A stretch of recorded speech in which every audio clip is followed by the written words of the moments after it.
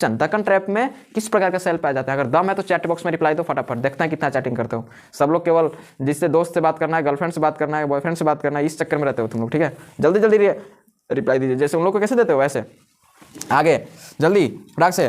Deccan trap में किस प्रकार के सेल हैं? आग्नेय सेल। इंग्लिश वालों इग्नियस रॉक। कौन सा? Igneous rock. आप प्राइमरी रॉक्स भी लिख सकते हैं, प्राथमिक चट्टान भी लिख सकते हैं। आगे बढ़ो। विशेषता, आग्नेय सेल किस कलर के थे? किस कलर के आग्नेय सेल थे? ब्लैक कलर के। किस कलर के?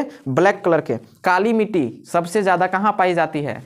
भूगोल में, गुजरात में। कहाँ पे पाई जाती है? गुजरात में। काली मिट्टी सबसे ज्यादा कहाँ पाई जाती है? गुजरात में, मध्य प्रदेश में, मुंबई में, ठीक है, काली मिट्टी पाई जाती है। कपास की खेती के लिए कौन सी मिट्टी सबसे ज्यादा उपयुक्त होती है? काली मिट्टी। काली मिट्टी में किस प्रकार की फसल को उगाया जा सकता है? कपास को। आगे समझ में, ये बहुत इंपॉर्टेंट क्वेश्चन है। अब तो आपको समझ में आ गया होगा ना कि मिट्टी का रंग काला कैसे होता है।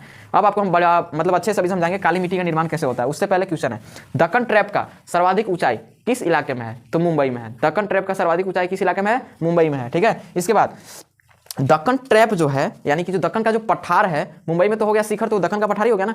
तो दक्कन का पठार जो है किस दिशा से किस दिशा की ओर घटती है? पश्चिम दिशा से पूर्व दिशा की ओर क्या होती है? घटते क्रम में है, क्योंकि ट्रैप का मतलब होता है सीढ़ीदार संरचना। हर जगह मतलब वो सीढ़ीदार संरचना में ही पाया जाएगा। दक्कन ट्रैप को हम कितने पार्ट्स में डिवाइड किए हैं? दक्कन ट्रैप को हम कितने भागों में बांटते हैं? तो 3 भागों में। कितने भागों में? 3 भागों में। फर्स्ट आता है निचला ट्रैप। क्या आता है? निचला ट्रैप। बीच वाले को बोलते हैं मध्यवर्ती ट्रैप यानी कि मिडिल ट्रैप। सबसे नेक्स्ट वाले को अपर ट्रैप यानी कि ऊपरी ट्रैप। अब थोड़ा सा हम इस चीज को इरेज करते हैं और इरेज करके आपको बताते हैं कि काली मिट्टी का निर्माण हमारा कैसे होता है, ठीक है। बढ़िया से वीडियो को लास्ट तक देखिएगा। आपको कैसा लग रहा है क्लास हमको बताइएगा, ठीक है, ताकि हम और भी अभी इस टाइप के टॉपिक्स को स्टडी करवा सकें, ठीक है। ब्लैक सॉइल, क्या चीज? Black soil. सॉइल मीन्स मिट्टी, ब्लैक मतलब काला, यानी कि इसको हिंदी में बात करें तो काली मिट्टी बन गया ना। सबसे पहले आप समझो ज्वालामुखी। तो ज्वालामुखी को इंग्लिश में वोल्केनो कहते हैं। वोल्केनो में निकलता है उद्गार होता है। क्या होता है? उद्गार होता है। उद्गार में क्या क्या चीज होता है? मैग्मा और एक होता है लावा। मैग्मा का कलर होता है रेड और येलो। रेड और येलो कलर के क्या होता है? मैग्मा होता है। और लावा जितने भी होते हैं सभी ब्लैक कलर के होते हैं। कितने? ब्लैक और ब्राउन। ब्लैक और ब्राउन यानी कि भूरा और काला कलर का कौन होता है? लावा। ज्वालामुखी का उद्गार होता है। उद्गार होने का भी 2-3 तरीका है। एक हो जाता है उद्गार इसका दरारी उद्गार। क्या होता है? दरारी, यानी कि धरती कमजोर है वहां पे दरार उत्पन्न हो जाएगा। एक को बोल देते हैं विस्फोटक। क्या बोलते हैं? विस्फोटक उद्गार। चाहे कैसे भी करके ना धरती के अंदर में जितने भी मैग्मा लावा है उसको ऊपर लाना है, चाहे तो दरारी करो चाहे तो विस्फोटक करो, ठीक है। ऊपर आने के बाद मैग्मा क्या होता है? प्योर आग होता है। क्या होता है? आग होता है। लेकिन जो लावा होता है, तो ये वाला आग जब ठंडा हो गया, ये वाला आग जब धरती पे आने के बाद ठंडा हो गया, ठंडा धरती के अंदर भी हो जाता है, तो उसको अंतर्वेदी आग्नेय सेल कहते हैं। और लावा ये क्या हो गया? धरती के ऊपर आने के बाद एटमॉस्फेयर से टकराया, पानी से टकराया, वायुमंडल से टकराया, सबसे होकर ये ठंडा हो गया, तब ये बन गया क्या चीज? लावा। आग क्या बन गया? लावा। और लावा होता है ठोस अवस्था में। किस अवस्था में? ठोस। और लावा और मैग्मा के संगठन पर बने सेल को हम लोग बोल देते हैं आग्नेय सेल। इसको इंग्लिश में बोलते हैं इग्नियस रॉक, और इसको और भी बढ़िया से समझने के लिए उत्पत्ति के दृष्टिकोण से प्राथमिक रॉक बोलते हैं, ठीक है। मतलब प्राइमरी रॉक्स यानी कि प्राथमिक चट्टान बोलते हैं। आई होप दैट आपको इतना तो समझ में आ गया होगा। अब हम लोग के पास है आग्नेय चट्टान। अब आग्नेय चट्टान को इतना तोड़ेंगे कि उसको अभी हम लोग के मिट्टी बनाना है, ठीक है। ध्यान से समझिएगा, इतना आसान टॉपिक है कि मतलब क्यों नहीं आप लोग के समझ में आता है, हमको ये समझ नहीं आ रहा है। अब तो हमको कन्फ्यूजन होने लगा क्या मेरा तरीका गलत है क्या पढ़ाने का, ठीक है। देखो अभी तक हम लोग के पास था आग्नेय सेल। क्या आग्नेय सेल में अब केवल अपक्षय होगा। अपक्षय का मतलब होता है टूटना। इतना टूटेगा। अपर्दन अपक्षय का वीडियो है मेरे चैनल पे। इतना टूटेगा कि उसका रवाकरण हो जाएगा। क्या हो जाएगा? रवाकरण, क्रिस्टलाइजेशन। छोटे छोटे दाना बन जाएगा। क्या बन जाएगा? दाना, छोटे छोटे टुकड़ा।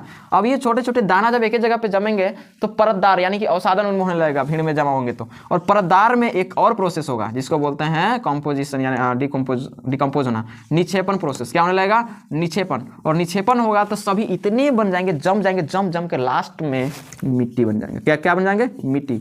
और अभी हम आपको बताए थे लावा का कलर कैसा होता है, तो भाई काला होता है। कैसा होता है? काला। लावा का कलर कैसा होता है? काला। जैसे हम मार्कर से बोर्ड पे लिख रहे हैं वैसा। तो जो मिट्टिया का निर्माण हुआ इसका भी कलर कैसा होगा? काला। तो इस प्रकार से हमारा निर्माण हो गया काली मिट्टी का, ठीक है। काली मिट्टी बहुत ज़्यादा उपजाऊ होती है। इसी को हम लोग रेगर मृदा भी कह देते हैं। क्या कहते हैं? रेगर मृदा। काली मिट्टी को हम लोग क्या बोल देते हैं? रेगर मृदा। आगे समझ में? रेगर मृदा। इसमें ज़्यादातर ये रेगर मृदा किन किन राज्यों में ज़्यादा पाई गई? सबसे नंबर 1 पे गुजरात आता है। क्या आता है? गुजरात, महाराष्ट्र, मध्य प्रदेश। और इन सभी मृदाओं में जल धारण क्षमता बहुत अधिक होती है। यानी कि जिसके पास काली मिट्टी वाला खेत है उसमें एक बार पानी से सिंचाई कर दीजिए, पनिया जल्दी नहीं सूखेगा, ठीक है। है। तो इनमें काली मिट्टी वाली में उन फसलों को हम ज़्यादा उगाते हैं जो जिनको ज़्यादा जल की आवश्यकता होती है, जैसे कपास। ठीक है, एक बार पानी से पटा दीजिए, बढ़िया भर दीजिए, सूखेगा ही नहीं जल्दी से। एक हफ्ते तक 10 दिन तक इसका पानी उसमें से खत्म नहीं होता, क्योंकि ये एकदम ठोस होते हैं। इतना मेहनत से काली मिट्टी बना के कहिए ही मत। ये बहुत उपजाऊ भी होती है। क्या होती है? बहुत उपजाऊ भी होती है। काली मिट्टी सभी जगहों पर नहीं पाई जाती है। काली मिट्टी का उपयोग बाल साफ करने के लिए भी किया जाता है, क्योंकि इसके बीच में रिक्त स्थान नहीं होता है और ये बहुत चिकने होते हैं। प्लस में काली मिट्टी में जो है बीच में किसी प्रकार कोई स्पेस नहीं है कि उसमें कोई और चीज़ जाकर उसमें फंस सके। ठीक है, यहाँ पे गाँव देहात में क्या होता है, सिटी वाले लोग तो समझ में नहीं कीजिएगा कि मिट्टी कौन लगाया कपार में, पक बकलोल के। हम भी साफ किए हैं इसको। ठीक है, अपने बाल को पहले हम भी साफ करते थे, क्योंकि कपार में वो छोटा छोटा जो माथा है ना, उसमें कपार थोड़ा थोड़ा घाव हो जाता था, तो कपार में हम भी ब्लैक सॉइल का इस्तेमाल पहले किया करते थे। ठीक है, इधर मिलता ही नहीं है उतना ज़्यादा, लेकिन करना चाहिए। आगे समझ में। तो काली मिट्टी को रेगर मृदा कहते हैं और ये ज़्यादातर कपास की खेती के लिए क्या है, ज़्यादातर उपयुक्त मानी जाती है। कपास की खेती के लिए ज़्यादातर उपयुक्त मानी जाती है। काली मिट्टी को ही रेगर मृदा कहते हैं। कपास की खेती के लिए बहुत ज़्यादा ये उपयुक्त होती है। किस राज्य में ज़्यादा पाई जाती है? गुजरात में, महाराष्ट्र में और मध्य प्रदेश में। आई होप दैट दक्कन का पठार आपको समझ में आ गया होगा। दक्कन का पठार का कलर कैसा होगा? ज़्यादातर ब्लैक। कैसा? ब्लैक। आगे समझ में। लेकिन दक्कन का पठार आप गूगल पे सर्च करो, रेड दिखेगा। कैसा दिखेगा? रेड। लेकिन एक्चुअल में रेड नहीं है। समझने वाली चीज़ है। पूरा कॉन्सेप्ट आपको हम दे चुके हैं कि उसका कलर कैसा होगा। मैग्मा आप सर्च कर लो, कैसा होता है, रेड ब्लैक आपको दिखेगा। जो ब्लैक कलर का है वो उसी में लावा हो जाएगा, और जो रेड है वो क्या है? मैग्मा है। आई होप दैट समझ में आ गया होगा। चलिए नेक्स्ट क्लास में हम लोग बात करेंगे नेक्स्ट टॉपिक को। उस टॉपिक का नाम नहीं बताएंगे, लेकिन मस्त एकदम धमाके तरीके से पढ़ेंगे। आई होप दैट समझ में आ गया होगा।